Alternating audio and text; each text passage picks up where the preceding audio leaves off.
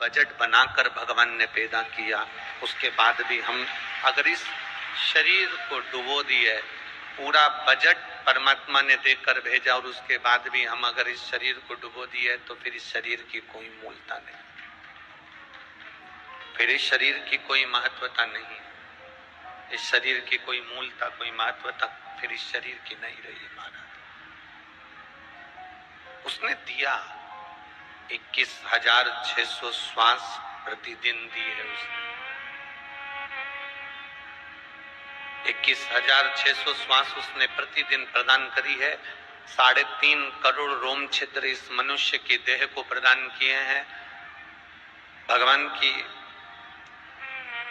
अपनी एक अविरल भक्ति भगवान ने देकर हमको भेजा है मृत्यु लोक में, पृथ्वी पर। और उसके बाद भी अगर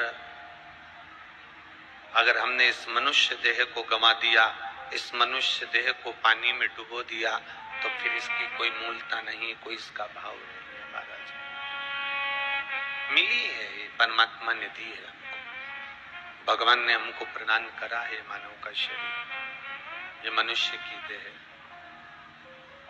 और मिल तो गई है। अब इस इतना कान लगा के अगर बक्से सुनना पड़े तो क्या मतलब बक्सा लगाने से? कान लगा के बक्से सुनना पड़े तो बक्सा लगाने से कौन सा मतलब है रे बाबा?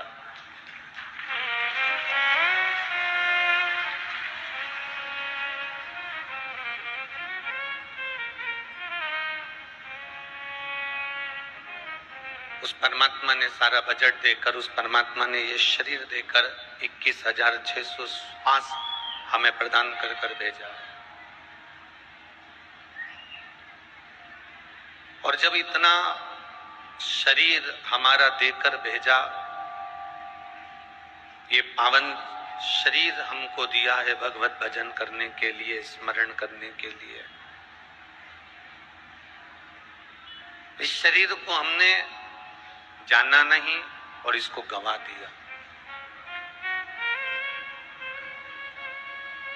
इस शरीर को हमने पहचाना नहीं और इसको हमने पानी में डुबो दिया। ये बड़ी मुश्किल से मिला हुआ शरीर है, बड़ी मुश्किल से। शिव महापुराण की कथा कहती है, परमात्मा को केवल आपसे धन नहीं चाहिए, परमात्मा को आपसे कोई दौलत या कोई संपदा या कोई वैभव या कोई सत्ता या कोई बहुत सारा राजसी ठाट नहीं चाहिए। परमात्मा को आपसे ना तो पीतांबर चाहिए, ना अंबर चाहिए, ना तुम्हारा सोना, ना तुम्हारी चांदी, ना तुम्हारा आभूषण, ना तुम्हारा रतन चाहिए।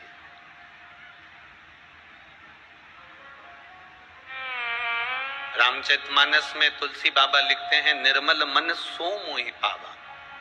भगवान को तुम्हारा वैभव या तुम्हारा धन या तुम्हारी दौलत या तुम्हारी संपदा या तुम्हारी सत्ता से मतलब नहीं होता। परमात्मा को अगर मतलब है तो केवल तुम्हारा जो निर्मल मन है, शुद्ध जो भाव है, तुम्हारी जो भक्ति है, परमात्मा को उससे मतलब है। बाकी की कोई चीज से परमात्मा को मतलब नहीं, परमात्मा को फिर कुछ भी नहीं चाहिए। आपका निर्मल मन अगर है, निर्मल सोच है, निर्मल मन है, अच्छी बुद्धि है, अच्छा चित्त है, परमात्मा की भक्ति तुम्हारे भीतर है, तो परमात्मा को फिर तुमसे कुछ नहीं चाहिए।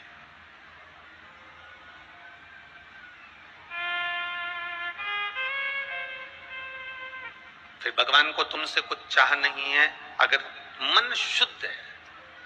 अच्छा एक बात बताओ, आप लोगों के यहाँ बिहार में अचार डलता है क्या? अरे बोलो जम के, डलता है? केरी का, आम का, नींबू का, आंवला का, ठीक है।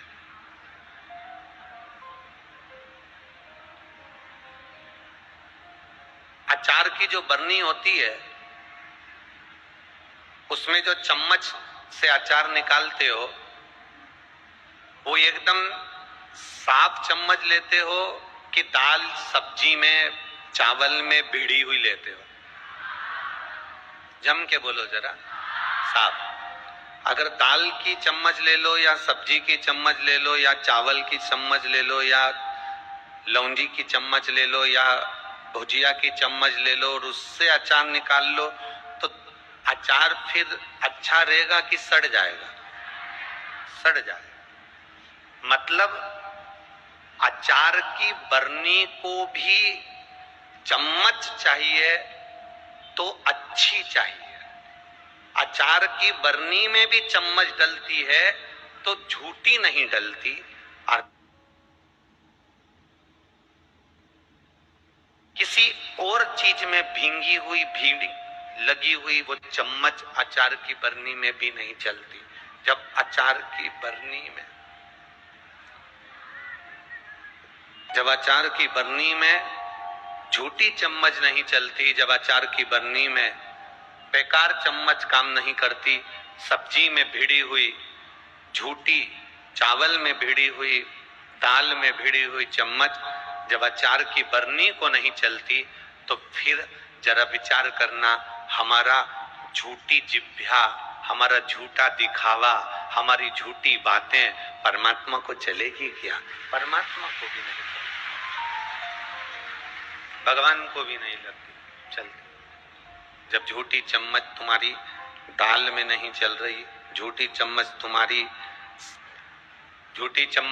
दाल की या सब्जी की चम्मच तुम्हारी अचार की बरनी को स्वीकार नहीं करती, तो फिर परमात्मा को ये झूठा भाव कैसे स्वीकार करेगा?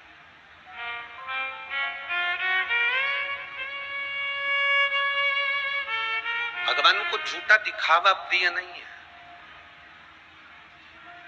भगवान को तुम्हारी झूठी भक्ति दिखावा प्रिय नहीं है।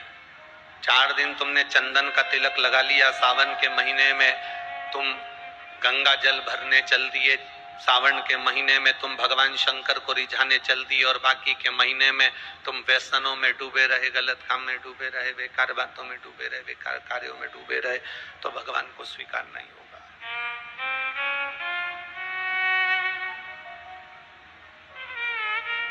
वो भगवान को स्वीकार नहीं है। आज यहाँ कथा में एक भक्त आया है पटना बिहार से, जो पैदल चलकर काशी भी कथा में पटना बिहार से पहुंचे थे। केवल एक उनके मन में एक संकल्प था, उनका एक कार्य था, वो कार्य वो बता नहीं सकते, पर इतना उलझा हुआ कार्य था, इतना उलझा हुआ कार्य था कि अच्छी प्रशासन का अधिकारी भी उस कार्य को सुलझा नहीं सकता था। तो संकल्प लेकर पैदल पटना से काशी जब कथा हुई थी तो उसमें पहुंचे थे, और व्यासपीठ पर उनको बुलाया गया था। वहां से एक बेलपत्र बाबा की मांग कर लेकर गए थे, बाबा यहाँ पैदल चलकर आया हूं, अगर मेरा कार्य हो गया तो कहीं नजदीक में जब शिव महापुराण की कथा होगी